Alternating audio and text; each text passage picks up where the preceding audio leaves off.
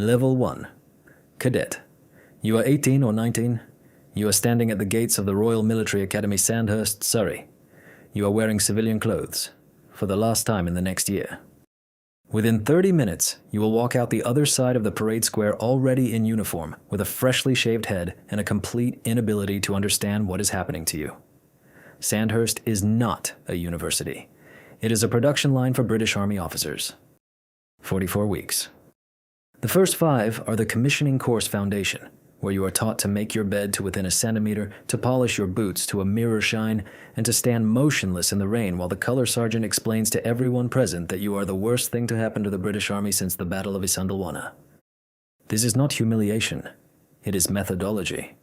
The morning begins at 5:30. Physical training runs across the hills in full kit, swimming, obstacle courses, then tactics, military history, the law of armed conflict, languages, then running again. Sandhurst commissions officers for the entire army, from the infantry to the Royal Artillery.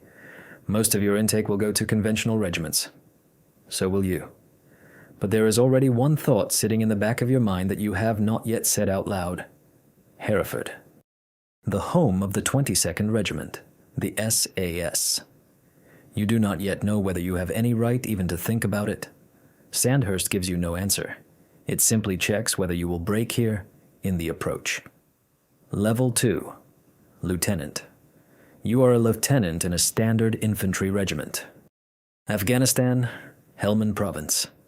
Your first deployment? The air here smells of dust, diesel, and something faintly sweet that you cannot identify yet, but will learn to soon enough. You command a platoon. 30 men, most of them older than you, all of them more experienced. The platoon sergeant watches you with a polite skepticism that means one thing. Prove it. In the first weeks, you listen more than you speak. The right call. Combat patrols, checkpoints. You learn to read the ground, not from a map, but with your eyes. You learn to hear the silence that means an ambush before it starts. Your first contact with the enemy. Second stretch out. You give orders, voice steady as you were trained. Inside, something else entirely. You return to base. You report. You write the after action. You fall asleep 40 minutes after the last shot was fired. That is normal. That is the job. You do a second deployment, then a third. Somewhere between the second and the third, you understand that standard army service is giving you exactly what you expected from it, and that it is not enough. The thought of Hereford comes back. This time you say it out loud. To your company commander. He looks at you for 3 seconds. Then he says, put in for it, but don't expect to come back the same. Level 3, candidate, January, Wales, the Brecon beacons, temperature near 0, wind from the west, fog sitting in the valleys like packed cotton. You stand at the start alongside 200 other candidates. In 3 weeks, fewer than 30 of you will still be here. SS selection is not a competition. There are no rankings, no placings, no words of encouragement. The directing staff barely speak to you. You are given a map, a compass, a grid reference, and a time to be there. That is all. On your back, a Bergen weighing 25 kilograms plus your weapon. The route, 40 kilometers across open hill country. You walk it alone. On the first day, the ones who overestimated themselves disappear. They push hard, burn out in the first 10 kilometers, and fail to reach the checkpoint in time. On the second day, the ones who underestimated the weather disappear. Hypothermia in the mountains comes quietly and without warning. You move at your own pace. You count your steps. You do not think about the finish. It is too far away. You think about the next ridge. Only that. The final test of selection is the endurance march. 64 kilometers across the mountains in full kit within 20 hours. This is not a test of fitness. By this point, everyone still standing is fit enough.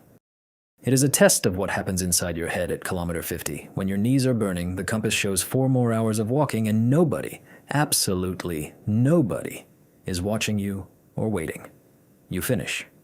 The instructor checks the stopwatch, makes a mark, says nothing. You do not know whether you have passed. You will find out tomorrow.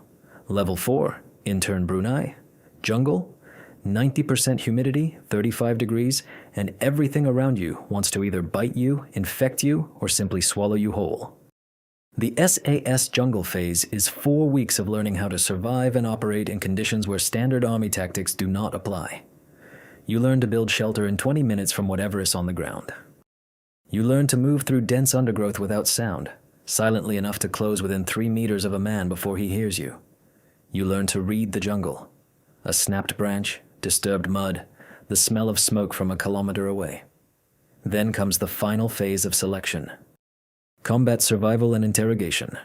You are dropped in open country with no food, no equipment, no communications. The task: avoid capture for as long as possible. You are caught. You are always caught. That is part of the exercise. Then the interrogation begins. 24 hours. Stress positions. White noise. Cold. A light in your face. You're permitted to say 4 things: name, rank, date of birth, service number. Nothing more. The instructors apply pressure methodically, without malice, professionally. You hold. Not because it doesn't hurt, but because you understood back in the mountains. Pain is just information. You can note it and carry on. When it is over, they tell you, welcome to the regiment. Level 5. Trooper Hereford. Sterling Lines Barracks. You are a trooper, a rank-and-file operator of the 22nd Regiment. Inside the SAS, there is no conventional army hierarchy at the squadron level. A major and a trooper drink tea in the same kitchen, address each other by call sign, and your opinion in a briefing carries weight, if you have earned respect through action, not through rank slides. You are assigned to one of the 4 Sabre squadrons, A, B, D, or G. Each squadron is divided into 4 patrol troops by specialization: mountain, boat, air, and mobility. You choose your specialization, or you are directed into one. It depends on the regiment's needs. The months that follow are deep skill training: sniper course, combat medicine to the level of a military paramedic, demolitions, foreign languages, advanced driving. Then, your first real operation. Iraq, or Syria, or a country they will not name until you are already on board the aircraft. A 4-man patrol is inserted deep in the night, 30 kilometers from the objective. You carry 40 kilograms of kit. You walk. You occupy an observation position before first light. You lie in the dust and watch. You wait. For hours. This is 80% of the work in the SAS. Wait, observe, report.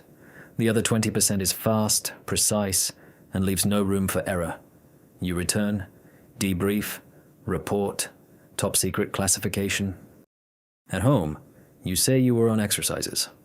Level 6 Staff Sergeant, commander of a 4-man patrol. You have been in the SAS for more than 10 years. You have seen operations for which there is not a single public line anywhere. Colombia, Yemen, Mali, Somalia. Geography of the category that does not get discussed with the press. Your patrol is 4 people you trust more than anyone else on Earth. Not because you love them. Because you know their reactions in the dark, under fire, at 3 in the morning after 18 hours on your feet. You know which of them makes a decision a fraction of a second faster, and that saves lives. You know who slows down from exhaustion, and how to cover for him until he recovers. On operations, you receive an objective and build the plan yourself. Nobody stands over you with a pointer. Headquarters is 200 kilometers away. Communications, a 20-minute window once every 6 hours. You make decisions that in a conventional unit would belong to a lieutenant colonel, except you are in camouflage, in the dirt, with 4 people. The price of the wrong call here is not a disciplinary report. One of your men does not come back from an operation in Afghanistan. You write the letter to his wife yourself. Command offers you a template. You throw the template away. You write what you know about him personally. Then you do not speak to anyone for 3 days. Level 7. Lieutenant Colonel Hereford. Your office looks out over the parade square where, more than 20 years ago, you stood as a trooper and thought the commanding officer was something from another life. Lieutenant Colonel, commanding officer of the 22nd Regiment. You are responsible for 600 people, 4 Sabre squadrons, a support squadron, a training squadron. Your operations are coordinated with the Director Special Forces, with the intelligence agencies, with the Ministry of Defense, and, For operations above a certain threshold, with the Cabinet Office, you sit in rooms where people in suits discuss options. That is the word politicians use for operations after which the next of kin do not receive flag-draped coffins, because officially the coffins do not exist. You assess operational feasibility. That means you tell them whether it can be done and what it will cost in people. They make the decision. You execute it. Between a politician's yes and a helicopter over the target, there are always your people. That never becomes abstract. You know the names of all 600. Not because you are required to, because you cannot function any other way. Every operation you sanction ends the same way for you. You wait for the report. Not about mission success. First, casualties. That became a reflex over 2 decades. Mission success is the second question. The first is always the same one. Did everyone come back? He stands at the office window. Lieutenant Colonel. Late evening. The parade square below is empty, just the lampposts and wet tarmac. Somewhere over the Mediterranean, an operation that officially does not exist is underway right now. His people. 8 of them. He knows everyone. He knows which of them has a daughter who just started school. He knows who was last home 3 months ago. He knows which of them once stood at the start line in the Welsh mountains in January, looked at the bell, and did not walk over to it, just as he did, once. 23 years ago, he stood on the Sandhurst parade square and did not know what real fear felt like. Then he found out, in the Brecon Beacons, in the jungles of Brunei, in a room where the instructors checked how long he would last without speaking. Then he learned a different kind of fear, the kind that comes when you are responsible not for yourself but for others. That fear does not go away. It simply becomes part of the work, like the smell of gun oil or the crunch of gravel under boots at first light. The liaison officer appears in the doorway. A short nod. All 8 are back. He looks out the window for a few more seconds. Then he turns back to the desk. The next operation is already waiting. Want to see inside other elite units around the world, the ones whose operations never make the news? Subscribe before this information goes classified.